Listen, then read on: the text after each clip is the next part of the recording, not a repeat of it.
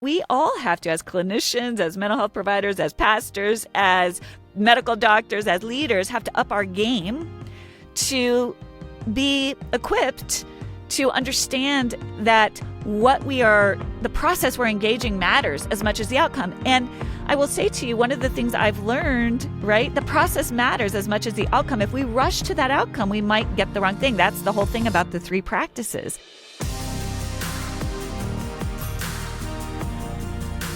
Allison, welcome back to the podcast. We have had such a fun week of podcast swaps. I was on your show earlier in the week. You're back for the second time. You're one of my favorite people, so I'm thrilled you're here. Welcome.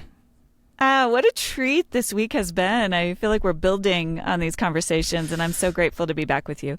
Thank you. Yeah, we really are, and I think what we're doing, and this is a phrase, folks, I use on the show often, we're getting under the hood, and I think some of our shared passion is... I don't think either of us are satisfied with some of the surface level answers to the maladies of the soul, the malware in our souls. And I even think today's just going to be another effort at getting past maybe some of these narratives that sit under the hood of the heart, clog up our ability to move forward in life. So I want to just start here. A lot of us deal with conflicting emotions, and it's common to rationalize, like, I shouldn't feel this way. This is exactly what we're going to talk about today. But we do. I shouldn't feel this way, but I do feel this way. So how do I not feel this way? And what would it be like if I felt another way? So talk to us about the toll, really, taken on our mental and emotional health when we ignore, displace, or even gaslight ourselves in that distinct wrestle. It's hard. I did it today. I know folks joined with us are like, yeah, Dr. Allison, help us. Yeah, I want to say, first of all, in the episode that I recorded with you on my podcast, we arrived at such an interesting reframe of where I go in the book, which is we want to shift from I shouldn't feel this way, which is beating ourselves up, gaslighting ourselves, guilt tripping ourselves, shaming ourselves, criticizing ourselves, to a simple statement of truth, which is, I do feel this way. I do feel this way. And on the episode we connected that moment of, I do feel this way, to a moment of surrender, which you do such a beautiful job of unpacking. So I want to name that right up front, that I do think we were onto something there. But that's what I see with folks when we have these emotions. And it's not just emotions. Sometimes it's a really complicated trauma response. It's an anxiety response. I shouldn't feel like fleeing this situation. I shouldn't feel like fighting. I shouldn't feel like people pleasing. I shouldn't feel so complicated about this person that I love. I shouldn't feel this way at church. But the truth is, I do feel this way. And that step, there are 3 practices in the book, but that step, that very first step of just learning to get just even a paper width's distance from that internal guilt tripper, that internal gaslighter, that part of us that wants to shame us. It's true. For what we're feeling. Let's stay here a little bit. Do you know Dr. Robin Stern? No. Okay, fabulous. She's at Yale, I think. I had her on the pod last year. She has a book called The Gaslight Effect. And we began to traipse in the conversation around how we gaslight ourselves. Yeah. Most of the conversation, I think, around gaslighting is, well, you gaslighted me, and we're watching our behavior in our interaction with one another. But I'm raising my hand, I am so quick to gaslight myself. Yeah. And invalidate what you just said. So I'm curious about this. What happens inside the psyche of a lot of people where the negotiation is like this? If I were more this way or less this way, then this circumstance wouldn't be happening in the way it was. And that perhaps heaps on both guilt and shame. I feel like I spin the wheels in my own life, Allison, if I'm being honest, with the shoulds. I shouldn't. Chris, you shouldn't feel that way. This is the narrative that happened to me this morning. Chris, you shouldn't feel this way. You've already been through this. I mean, and I let it convince me in an insidious, almost subconscious way, because Allison, that thought came and I went, yeah, I think it's right. But it wasn't. Right. Where do we start here? I mean, we'll get into the idea of guilt and shame and their influence upon this conversation of I shouldn't feel this way, but take this wherever you want. Well, I love that split second noticing that you had this morning. I'm curious about that, right? Because I love that you're naming that. You've done a lot of work, right? And so it's like, why? I shouldn't feel this way. And again, here's what I want to say. The first place to start is to not shame ourselves for feeling that moment of frustration or self-doubt, right? The split second noticing of, oh, wait a minute, is a huge step. That's a huge step. I talk a lot in the book about these tiny, brave steps. We're on a lifetime journey of healing. I believe healing is a process. I believe it's a day-to-day practice. It's not I've arrived. It's one and done. 20 years I've been doing this, Chris, and I still, because life throws us new challenges, new things come our way that stir up these old neural pathways, right? So I still, new situations, same neural pathways that have been inside of me since I was, born. It takes a minute to go, oh my gosh, I have a huge avoidant part of me. A situation over Christmas, outside of my conscious awareness, triggered that avoidant response, just like I was 6, and because that's the kind of well-blazed neural pathway for me. But when I realized it, right, it's like, oh my gosh, there it is. I'm so much more quickly able to reduce the shame. Of course, there is. Okay, now what do I need to do? Right? I don't know that we ever solve the problem, quote unquote problem, of some of these inner monologues, these inner criticisms, these inner guilt trips. But we surely, I know from my own experience and other people, we can grow in just nurturing the soil, right? Of, oh my gosh, there it is again. There it is again. There's a little less shame. There's a little less maybe time between when we have the thought and when we kind of self-correct and soothe, kind of calm the nervous system a little bit and re-engage the truth of the situation. Like you said this morning, you had a split second of, oh, there it is again. Deep breath. Okay, this is what I feel. This is what's going on. This is what's true. And that becomes a spiritual practice, right? So what's interesting about this morning, and we could just use this as a case study. And I want to say, let's put a pin in noticing to taking action and self-correcting, because this is a huge part of that conversation. What was interesting, though, is though I caught it, the initial guilt of, dang it, I shouldn't feel that way, or I shouldn't be thinking that way, was on the cusp of, and for a moment, thank goodness I'm in process and I'm learning how to do this better and growing every day. It was on the cusp of actually becoming shame, though. So we feel guilt about our response in a situation or non-response. I shouldn't feel this way. This shouldn't be happening, whatever. How does guilt, I've actually never asked anyone this, how does guilt insidiously transpose into shame? In other words, as a therapist, like what's the path from genuine remorse, or even, as we're talking about guilt in this context, to an indictment of our identity and thus inability to cope just because of who we are? How does that play out? Yeah, guilt and shame can certainly easily get conflated. Can I ask you a question? Because I think it's helpful Let's do it. To use the case study. I'm an open book. Yep. You said you felt guilt. And I have a question for you. Did you actually do something wrong? Oh gosh. Why? Okay, here we go. Yeah, I thought I did. Quote unquote wrong. You want to know? Yeah. Because Enneagram 1 over here, yes, who in an unhealthy, under stress way tips his hat to perfectionism. Yes. Conflates a lack of perfection, or I should be past this, as you suck. Yeah.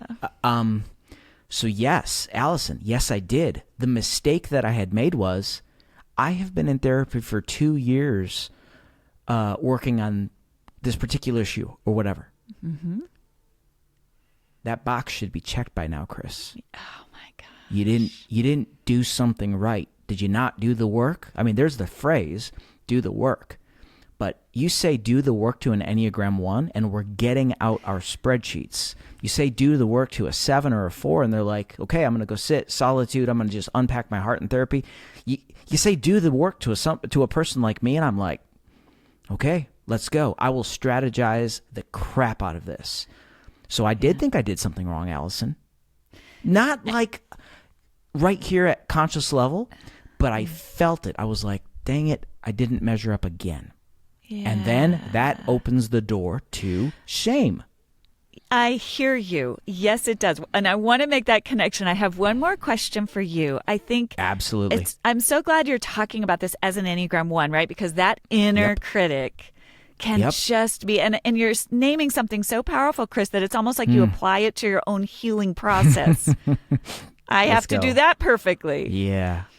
So here's my thinking about guilt. I believe, and I talk about this in the book, I think when we feel that guilt, it often masquerades a more vulnerable feeling.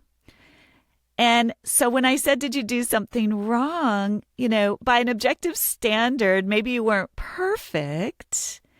Maybe you didn't do something as well as you wish you would have. But I think there's a more vulnerable emotion underneath guilt. It's not really about guilt. And I wonder when I ask you that, is there any resonance with maybe I'm disappointed, or bummer, or I wish I was further along, which is slightly more compassionate toward yourself. Oh boy. Uh-oh. Yeah, you're poking the box. I'm thinking about Gloria Wilcox's feelings wheel right now because it's really helping me get behind the emotion a little bit. Yeah. So the first thought is, I should have learned this by now already. Or it's like this whole process of transformation is like boxes I check. The second thing is, and this comes from a shame narrative. You read it in my book, and folks, if you read my book, I put myself on blast. My internal narrative as a child into young adulthood subconsciously was I am useless and stupid. So the parallel feeling is as if this was a game, that because I didn't get it, I'm incompetent and a fraud. That's what ran through my head. I was brushing my teeth this morning. Yeah. Yeah. Oh, that's tough. I'm not past this stuff, folks. Just because I'm on this side of the microphone, I'm not past it. And you're helping people by naming it, Chris. Amen. It's so helpful. So here's the thing. The antidote to shame, compassion, and connection.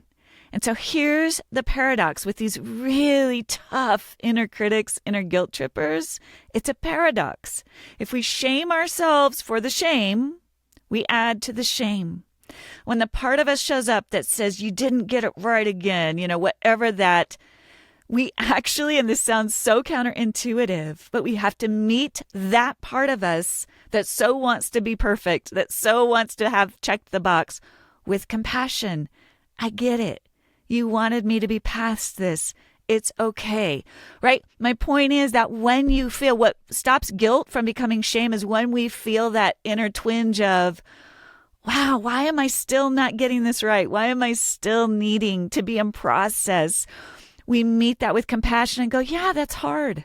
That's hard. I get it. I get that you want to do it right. That's a beautiful part of me. I do value excellence. I do value getting things done. That's what keeps it from becoming shame. Shame kind of descends into this whole body, what you're saying, I'm just not worthy to be on, just these horrible, that guilt or that inner critic can, with a lot of compassion. I don't think we can do this completely alone. Correct. I think we can grow that inner voice of compassion. Agreed. I've learned how to do this so much inside myself, but we also have to do it bring it into the light, which you did today with someone else. But that's what keeps, we may not ever be able to completely transform that initial tinge or that initial inner critic or inner guilt tripper that goes, why didn't you get that right? But we can keep it from going all the way to shame as we constantly intercept that pathway with, it's okay, you're right. I am bummed. There's a little bit of a validation there for the inner critic that actually keeps it from getting so big. A little bit of a, not you're right to beat me up, but a little bit of you're disappointed. I'm disappointed. I wish I would. There's a reframe there, right? Because those parts of us are trying to keep us on the straight and narrow in many cases. They have a reasonable intent, Survival. but their strategy that's right. is so messed up. Mm-hmm. I don't want to get to the punchline too quickly here, but what I hear you saying in a way is I shouldn't feel this way actually could take on an entirely different experience and meaning as we allow the deep work of healing to decouple the narratives of shame and guilt that exacerbate that feeling, that statement in a negative way. I shouldn't feel this way doesn't have to be as, oh gosh, berating. If we go, okay, I shouldn't feel this way, but I do. What's my next move? Yes. And that's where, when you and I were talking about this word surrender, I think there's a spiritual, emotional, cognitive mechanism at work when I notice that just really heavy hitting, I shouldn't feel this way, the more I've trained myself and the more I've worked with other people to even, like you said, that experience in and of itself, top level, becomes a moment of, I do. I wish I didn't, but I do. And there's a surrender in there that launches this neurobiological mechanism of compassion versus shame of, I do. Here we are again. This is tough. I wish I didn't feel this way. And the paradox is, as we surrender into that, as you teach so well in your book, that's when we actually then begin to open up the door to healing, to that path that leads toward life versus the path that leads toward shame and death. Curious about this. I've never asked anyone this question either. Talk to me about the neurobiological quote-unquote blessing of surrender then. I hadn't considered surrender, even as I wrote my book. I hadn't considered perhaps the spirit, soul, body, neurobiological, neurophysiological benefits of the practice of self-emptying and surrender. Yeah, I wish right now we could pull in our friend. You quote him a lot, a dear friend, Kurt Thompson. Yes. Right? Right now, I just want to be able to phone a friend now, because he could actually tell us the neurobiological mechanisms. I have, enough of a sense of it to speak more clinically than scientifically.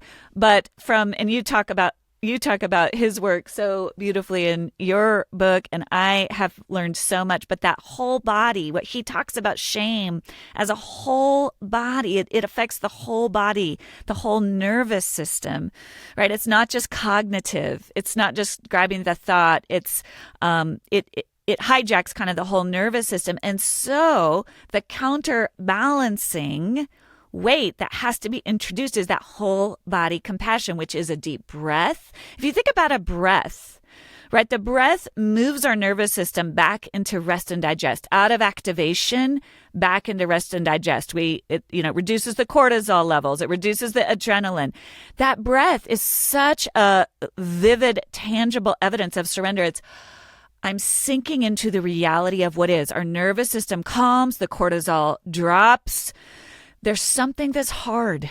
That's what's true. And so it's a neurobiological surrender into what's true. And it's so incredible how God designed our bodies, right, to literally and physiologically be metabolizing, oh my gosh, when I surrender into what's true, even when it's something hard, even when it's something I wish I didn't feel, all those good chemicals come in, right? There's that compassion. There's that the different oxytocin. There's that deep breath evokes a neurobiological response that counters the shame response, and we're training our bodies. Mm-hmm. Okay, this is interesting. I want to connect this idea of surrender to something you position in your book, which is wisdom.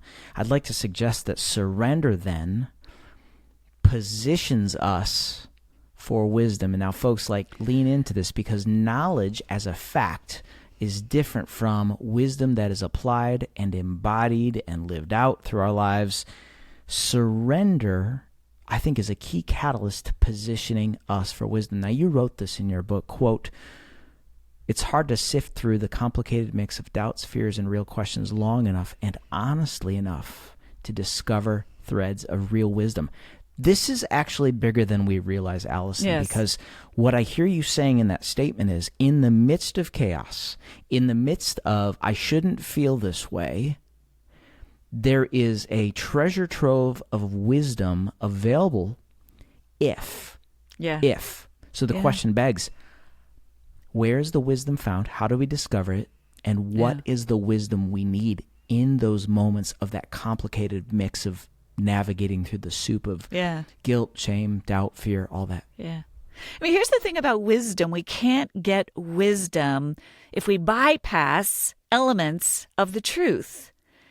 And as you write about and I write about, elements of the truth involve the painful stuff, the hard stuff, the stuff we don't want to see. And this is I use this metaphor, which I have found to be helpful.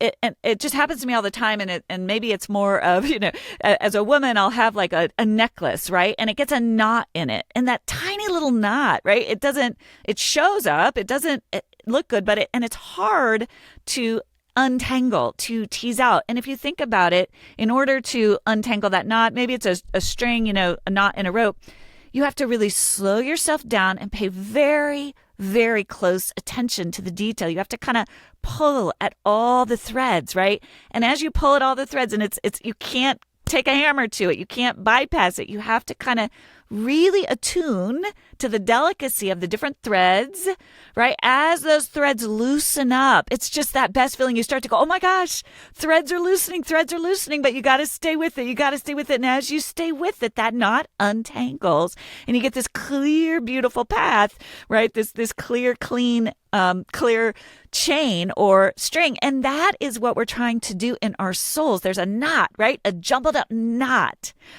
And we want to work around that knot, or we want to hammer that knot, and it doesn't work. We have to do that delicate work of slowing ourselves down and attuning to all those different pieces. And Chris, that's what I think leads to the path. I think that puts us on the path to wisdom. I think that's where the wisdom comes. It's from that process of attuning and attending and noticing the different threads. And it's as much a part of the process as it is the outcome that we get when we get to that clarity that we so long for. Okay, we got to just take the listeners here quickly, because you have mentioned two terms that I know exactly what you're talking about, but I think they are powerful relational skills that are often missing in our interaction with others and perhaps with ourselves. The two words are the following: attune and attend. You want to give us just a primer on attuning and attending, because I think we could save a lot of relationships from unnecessary conflict if people learn how to attune, to get on the same emotional wavelength, to sit with others, and then what it means to attend. And then we'll get back to this. Yeah, attunement is this term in psychology. It comes out of attachment theory. It comes out of especially a parent-child relationship. And if you think about attuning to a baby or to a child, so often you're attuning to nonverbal cues. A tiny baby can't necessarily say to you, or even a young infant, or even your teenager, right? Can't say, this is what I'm feeling right now. So you're attuning, you're saying, you're trying to read the cues. Like, I noticed that, that my baby seems uncomfortable or is crying, or maybe looks, we're reading body signals, we're reading emotional subtext, we're reading cues. We're present, and it's whole body presence. We know this from the research on attachment. Emotional safety and security is not just I'm showing up for dinner every day. You could be raised in a family where you had a lot of structure. There was no abuse. You were at family meals, but there was never that attunement, that whole body sense of I am with you.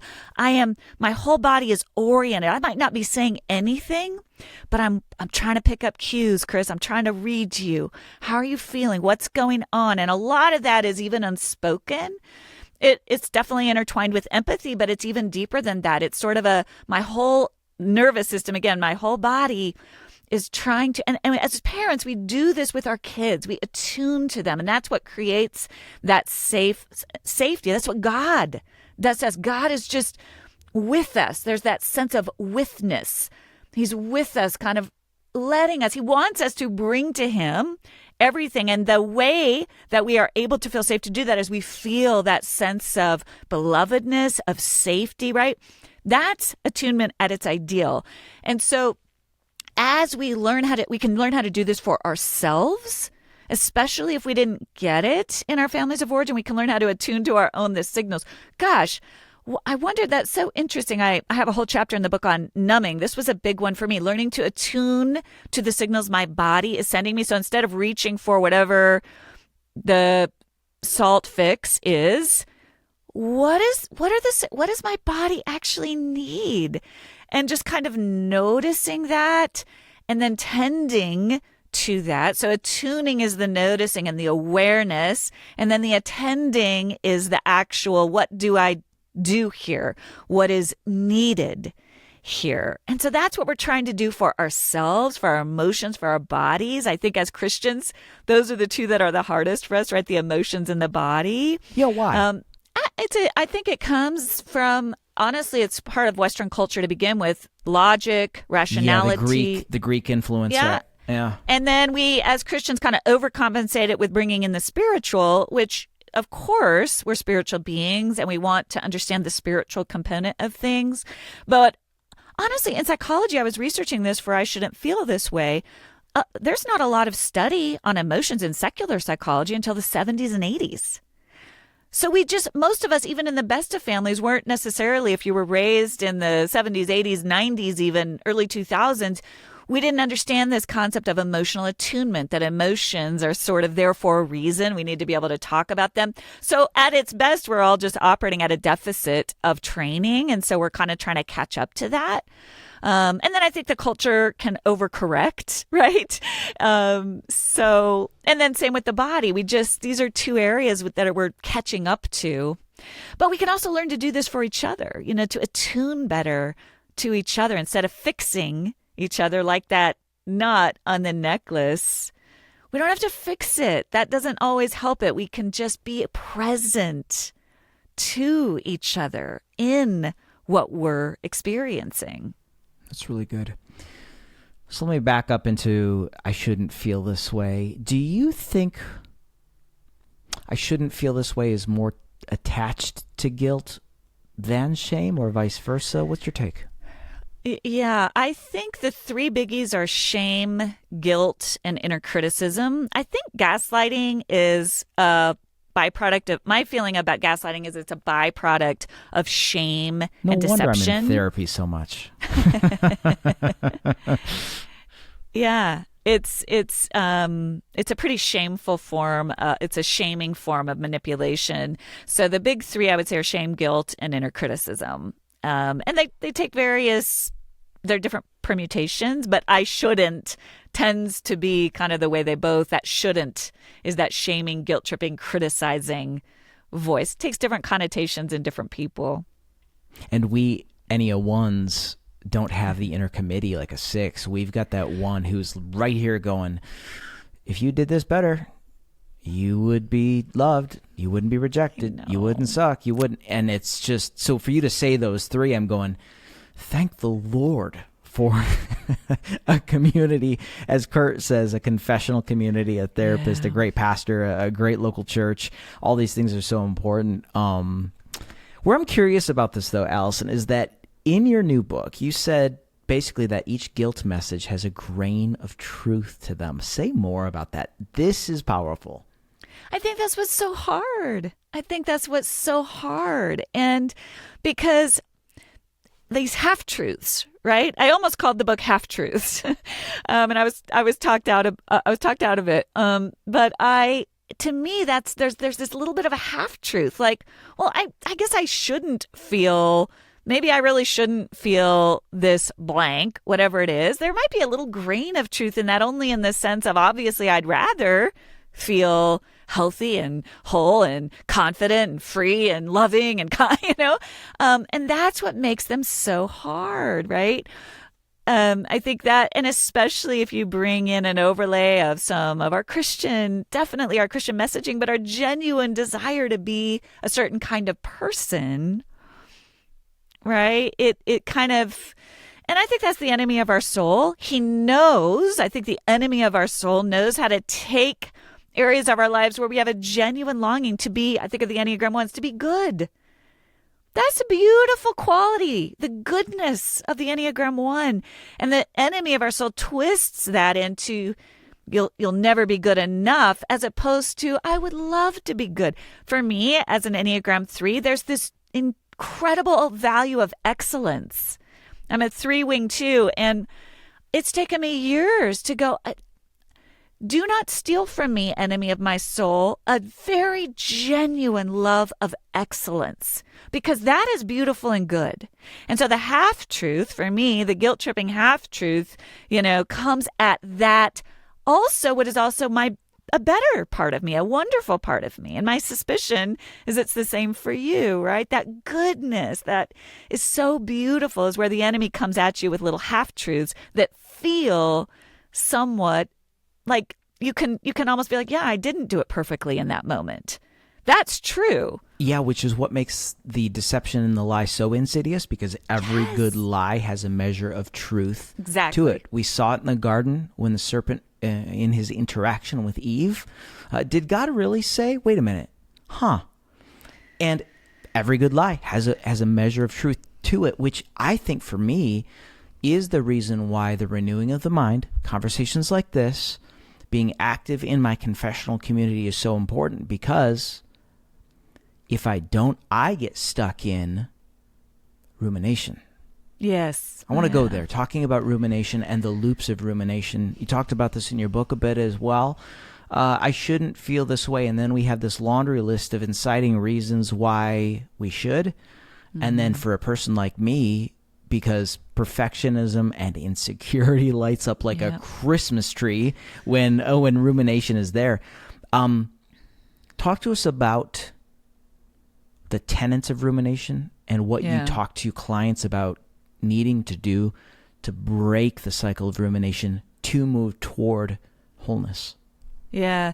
The word self-sabotage comes to mind, which is in the which is in the subtitle only because we all have an iteration of that mental loop, that stuckness of I shouldn't, but I do, but why shouldn't I? And everything you just said leads us to kind of not do the good things that might not be, and might not be perfect, or might not be perfectly excellent, whatever the thing is, but are good things that the world needs. And when we get stuck in that loop, and I think that's what the enemy of our soul wants, we miss out on bringing so much of that goodness into the world. And there's so much to it, but this whole chapter, I shouldn't feel stuck in my head, kind of gets at that mental place. And this is where so much of the work I do is to get out of our heads, right? And you do this too, Chris. We're on the same page with this. I love how you talk about this in your book. In order to get out of our heads, we do have to drop into our bodies to some degree, right? Healing is a holistic thing. So sometimes we can't fight thoughts with thoughts. We sometimes will have the rumination, and in order to get out of it, we need to drop into our bodies, or we might need to actually feel a feeling that is underneath that, right? That's why I was asking you when you felt guilt this morning, or were guilt tripping yourself. I was wondering, is there a more vulnerable feeling that actually is underneath that of, bummer, right? Which is incompetence. That's why I went right there. That's disarming. It's embarrassing. I can feel, talking about embodying a feeling, I can tell you what incompetence feels like in my body. That's the root. And so to get out of the loop in the head, here's what's tricky. Okay. You being able to feel that in your body probably doesn't feel that great. No. And yet, right? It's not pleasant. And yet, when you can begin to feel it in a paced way, with the support of other people. If you've got a lot of trauma, don't do this by yourself. But as you begin to access, oh my gosh, there's a little bit of differentiation from it. When you can name it, we get some distance from it. So initially, usually there's some relief of, oh, that's what that is, right? That's the naming process. That's what's underneath that. And then we learn how to care for ourselves in the experience of that. So, for you, that feeling of, oh, I hate this feeling of incompetence in my body. But instead of trying to get it out of you or not feel that way, it's like, how can I be with myself in this? What do I need? Wow, that's a shift. As I move through it. That's movement. That's the opposite of being stuck in that mental loop inside of our heads. This is why you're one of my favorite people, because I have so wanted to just delve into this on a professional level and ask this question, like, do you think in general, when we look at therapeutic modalities, something actually has to change on the ground level of how therapy happens? In other words, do we tend to go more toward surface level responses, treating symptoms? I think about it this way, like medicine, there's functional medicine. Yes. And then there's, hey, I'll go get an antibiotic. I'm not for or against either of them, because in a traumatic situation, I need quick help if I slash my arm open. Yes. But for chronic stuff, I actually want to get below the surface and heal the root.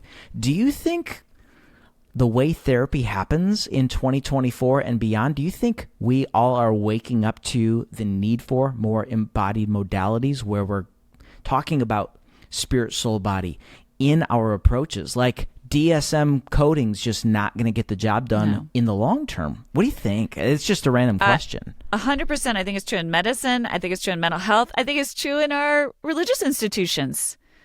We have to catch up. We have to catch up to the data that we're whole beings. We're minds, hearts, bodies, and spirits, right? And we're whole beings. And so as a therapist, I can speak to that. You're just... This is so much a part of the work that I do, because I can be with a client, and this is that model, the framework that I'm setting out in the book as part of what I'm doing as a clinician, right? I'm sitting there trying to discern, which is the framing practice. That's a practice of discernment. Is there a need here for a restructuring of thoughts? Is there a need here for a somatic approach? There's some nervous system healing needed. Is there a need here for spiritual language? That actually is the root here. That it's not, as you and I discussed on my podcast, that it's actually a little bit different from depression. There's a spiritual root here. Or is there a biochemical or a mental health issue that really needs medication? That takes a process to discern. And it could be any given person I'm working with, any one or combination of those things. And so we all have to, as clinicians, as mental health providers, as pastors, as medical doctors, as leaders, have to up our game to be equipped to understand that the process we're engaging matters as much as the outcome. And I will say to you, one of the things I've learned, right, the process matters as much as the outcome. If we rush to that outcome, we might get the wrong thing. That's the whole thing about the 3 practices. If we can you say that again? That is way too important. If we rush. The process of arriving at the diagnosis or at the naming is as important as the outcome. Naming is powerful. I talk about it in the book. When you name something, it's powerful. So if you get it wrong, you're setting someone down a course that could hurt them. And listen, we're human. I mean, this is to get to your point about vulnerability. We're human. I get terrified, to go, I think this is what I see. I talk a lot about toxic behaviors. I don't name people, but I will name toxic behaviors. That's scary because I could get it wrong, and I do get it wrong. I am human. And also, I have to use the authority God's given me and the expertise God's given me. So it's that balance of humility and confidence, But yeah, the process of becoming a namer, that's why I call it, it's a becoming a namer, becoming someone who enters in and says, here's what I think. What I've learned in the experts I work with is the person who can say to me, I'm not sure. Here's what I think according to the best wisdom that I have. I want to lay this out for you. That's an indicator of health, actually, right? Wow. So what I heard you say in a way is that whatever we misdiagnose, we mistreat. Yes, exactly. I love how you do that. Yes, yes. Thank you. And that can really hurt people. Oh my gosh. I mean, that's a whole nother conversation right there. Yeah. So let's back into this a little bit. For us to not misdiagnose, what does that require more of us to do better? Presence. Yeah. I mean, this is, as I was really crafting the chapter on naming, on what it means to become a namer, that was where I was very aware that I'm encouraging people. I want us to become namers because we don't do ourselves any favors by pretending like things aren't there, all that. But becoming a namer also bears a responsibility with it. Character comes into play, humility, working with God, discernment. It also is a process of wrestling. I use that word a lot. We're wrestling for things. I heard that in your story. You wrestled for a name for what you were dealing with, right? But that process mattered, Chris. That process mattered as much as the outcome. That when you surrendered, you said, this isn't working. And then you entered a process of wrestling. We see that in the Bible, throughout the Bible, right? And so becoming a namer is to be someone who wrestles with the truth, wrestles for the truth, and understands that it is a process, not an easy, quick fix thing.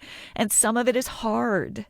But when we enter into that process with God and we use we attune, we talk to other people, we gather resources, we expand our knowledge, we hold it all loosely. It's a cyclical process of gathering data and surrendering, getting a little further and going, God, I don't get it.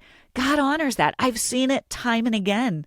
I've been in a prolonged season of wrestling, and suddenly it's like gardening. If you think about the gardening metaphor, you work under the soil, you bury the seed, you clear out the debris, you clear out the weeds, and then one day, oh my gosh, there's a bloom, there's a bud, right? There is some clarity, something, that we've been working for. We start to see, there it is. And God honors that, but that process is just as important as the outcome in many ways in shaping us. And we have to be willing to do that work on the soil of our hearts. It's the rototill, the breaking up the fallowness of the ground so that the seeds that are sown in the soil can bear good fruit. A lot of That's times, right. I think we get frustrated, and I talk about this in my book. Yep. We get frustrated that the quote-unquote solutions we're applying to our lives just aren't working. Yes. And I think a lot of times the issue isn't with the seed, it's with the soil. Most of the time, all the time, break up your fallow ground, that the Lord may come and rain righteousness upon you. And I love that. I just want to say that again for folks. Listen, the process is as important as the outcome. That's worth the price of admission here today, Allison. I love so that. good. It's funny. The second practice I'll just say quickly, is the framing is the process practice. And it's the one I think is the least glamorous to talk about. And I actually think it's probably the most important in the book, right? Because we want to get the name, we want to get the action step, but that middle, that I call them places in between where we learn to be with ourselves through the wrestling and through the pain, is as important. That's where we develop that self-compassion. That's where we develop that witness with God. Sometimes we have those dark nights where we're like, God, I don't get it. I don't understand. I'm confused. But when we have that framing for it, it's like there's good work being done there. It's just underneath the surface of the soil. Yeah, I want to put a pin in name, frame, brave, because I think as we land the plane on this, we've got to talk about that for folks. Really connected to where we're at in this conversation. You wrote this, and I highlighted it, and I thought, yeah, this one's going to the bank. You wrote this quote: "You can learn to navigate your way through that complexity of life, circumstances, our minds, whatever.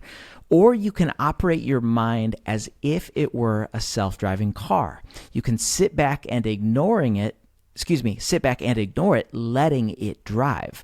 You can cruise through your day on autopilot, hoping that the car has been programmed correctly. Here's the key, folks. But the problem is, what if it's not? So, Allison, this is such a huge distinction, and I think cracks the seal on the ineffectiveness of, again, self-help. And you guys, I'm not a sarcastic person. I'm not trying to rail on self-help. I'm just more passionate about your transformation. Allison is as well. Mm-hmm. Self-help just doesn't work by principle if, as you said, the programming is wrong. Mm-hmm. How do we navigate through the complexities of the metaphor of the self-driving car in our own lives?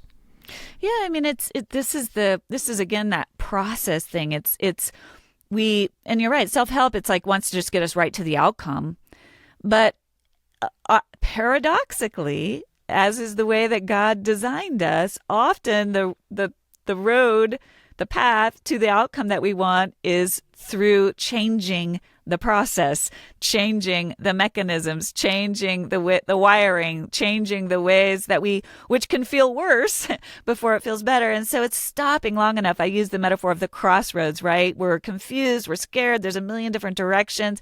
Well, a lot of us just want to kind of close our eyes and blow past the crossroads and hope we're on the right path. But again, what if we're not? And so I'm just trying to encourage people with these 3 practices to stop. Get out of the car for a minute. And I think that's that surrender thing too, Chris. There's that, I don't know which path to take. I don't know. That's that humility of it is too big for me. And so I'm going to stop. I'm going to get out of the car. And I'm not just going to sit here and wait for God to rescue me. I am going but it's a different kind of work. It's that under the ground work. It's the under the hood work, to use your metaphor. I'm going to get out and look under the hood and maybe look around, maybe get a map. And that's kind of what I want folks to do. It's almost like zoom in, not so much on the here's where I am, I don't want to be, and how do I get, which is, I think, the self-help model.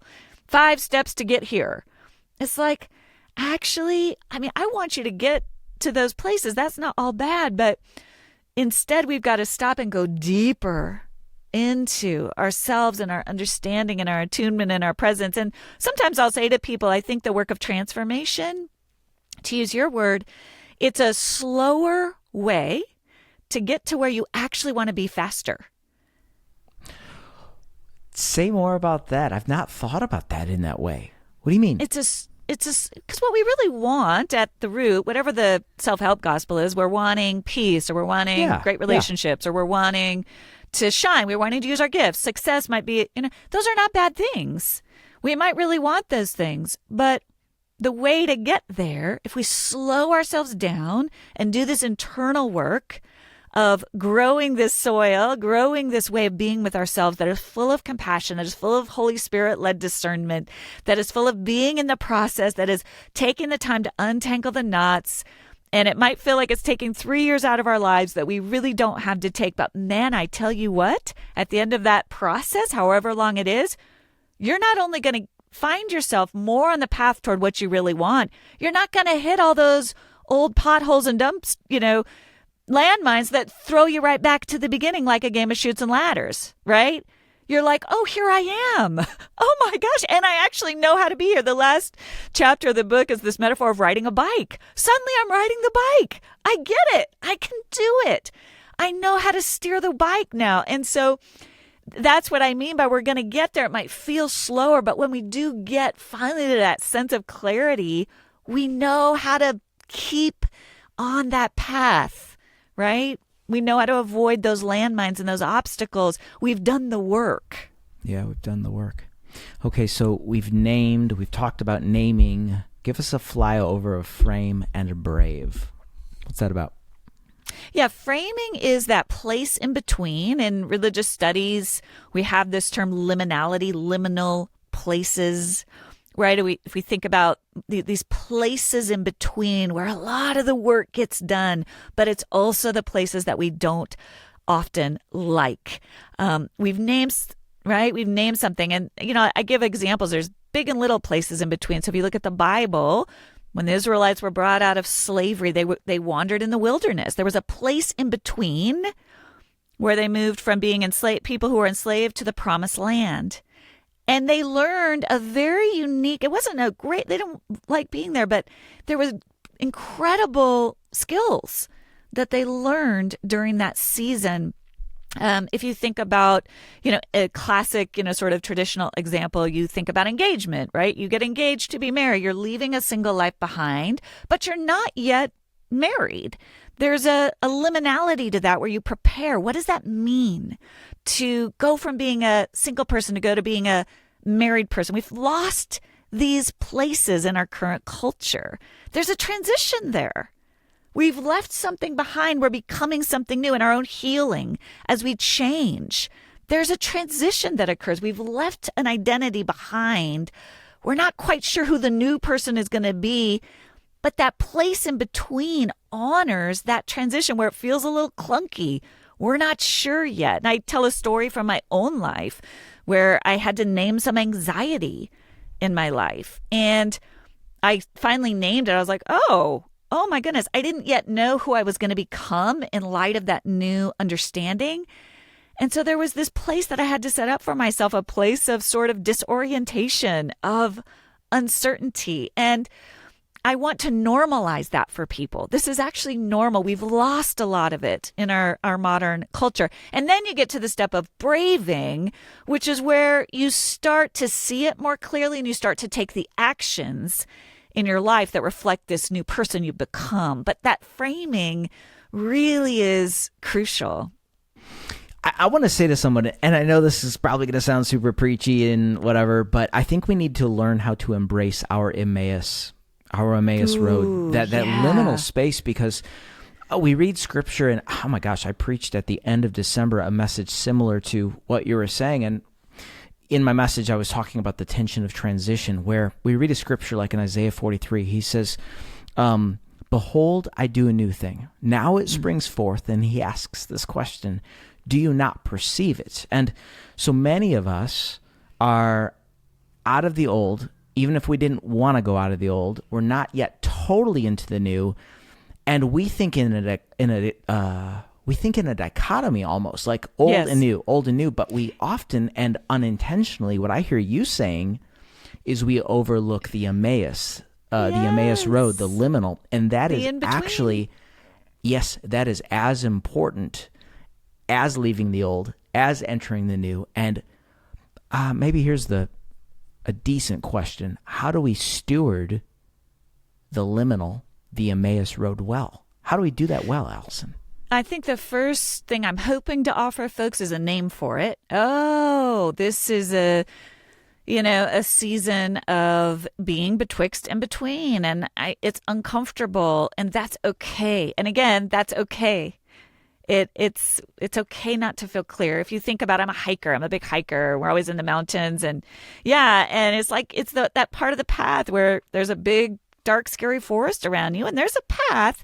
You're on it, but you don't have the nice, beautiful vistas, and it's a little disorienting. And so to stay well on it, you need structures, you need people in your life who know.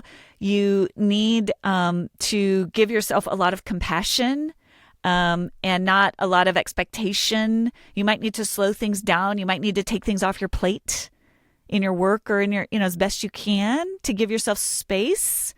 And there are ways you can do that. I give lots of practical ways, but those are some ways to honor that liminality, that place in between. We'll land here today. I think this is a great place coming off of talking about liminal spaces. How do we hold, especially for a personality like mine or those who happen to see the world perhaps more black and white, how do we hold the both and well? In other words, and this might be a similar question to what I just asked you. So, because in the book you talk about how two things can be true. Yeah. And when I read that, I actually bristled a little bit because there's a part of me that doesn't like the truth of that, because I think it's easier for someone like me who's wired for more black and white to go, okay, whatever, it's done, it's over, or yes, this is the way it is. Both and is harder for me. And I know there are folks joined with us today who would say, yeah, Dr. Allison, like, both and is harder for me, especially when my heart's not settled. This is actually it. I'm figuring this question out in real time.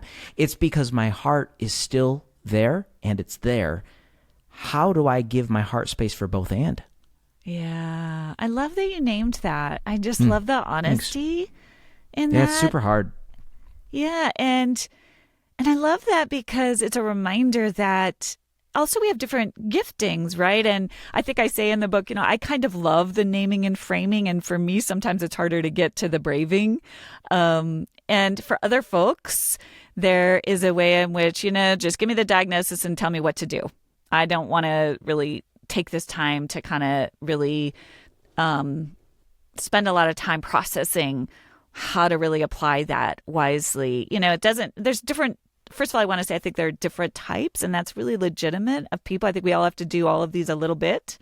But Chris, I just think the naming, what you just said, is the first part. It's like, man, I kind of like the black and white, and first of all, just easier. not.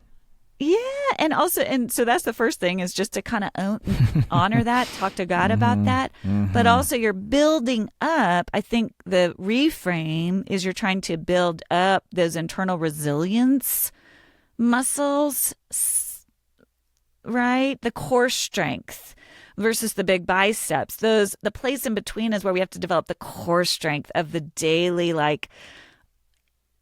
I don't know quite yet what this is going to look like. I want to get there, but I don't know, and I don't want to rush the process. And that's important work. And so there are those kind of, the best metaphor I can think of is the core strength. I can imagine if you're making a decision, right? You're making a decision for your church, and you're like, you just want to lead them well, but you're not sure. And so that middle place is just giving yourself permission to go and building up that core strength to tolerate the uncertainty, knowing it's not going to be here forever. So it's a different kind of muscle that you're building. Yeah, to put a bow on this, then, you just said, and this is the key phrase, folks, don't rush the process. Why? Because Dr. Allison said 7-10 minutes ago, because the process is as important as the outcome. Why? Because it's in the process that our core strength is built. Here's the thread through this conversation, I think. Many of us want the, here's the metaphor. We want the show-off muscles. Those are easier, the biceps, the chest, but core strength gives strength to other parts of the body. And thus, when we develop through the process core strength in our emotional and mental health, it will give strength to other parts of our spirit, soul, and body for the long haul. What do you think? That's it. Is that a decent That's good. I love thesis? it.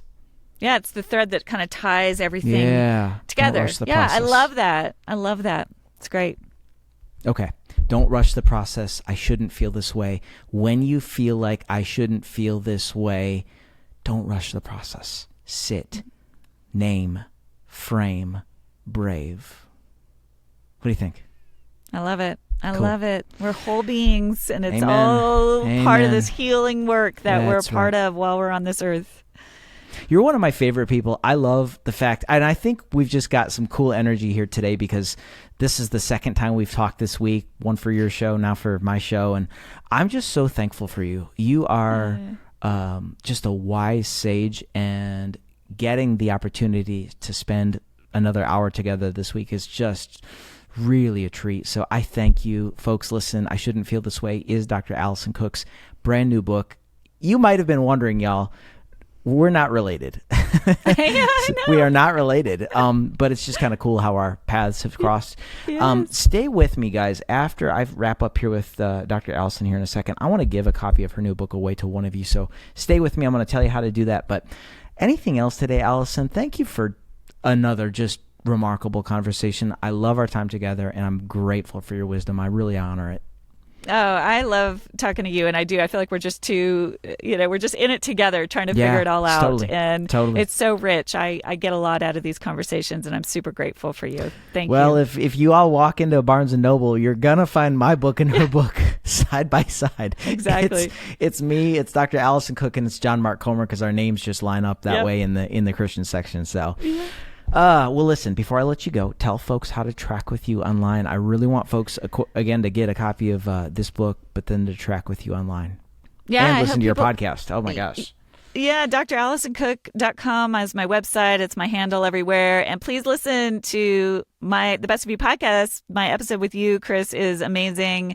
So check it out at anywhere you get podcasts, the Best of You podcast. Well, at the time of this airing, your new book is available right now everywhere books are sold. So again, folks, head to the show notes. I'm going to give one of you, or maybe two of you, we'll see, a copy of Dr. Alison Cook's brand new book. But Allison, thanks for being here. Thanks for believing in me. And gosh, we got to have another conversation.